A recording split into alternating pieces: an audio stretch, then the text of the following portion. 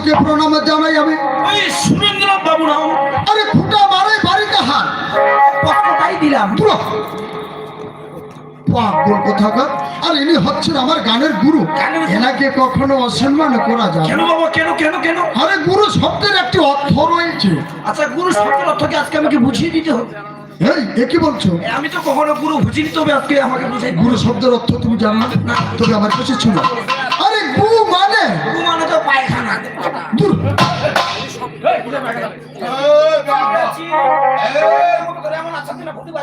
কেন? ঠিক আছে ঠিক আছে, আমি এবার বুঝতে পেরেছি। গু অর্থাৎ পায়খানা। এই জাগতিক জগতে গু অর্থাৎ পায়খানা সকলেই বলবে, কিন্তু যখন আধ্যাত্মিকের জগতে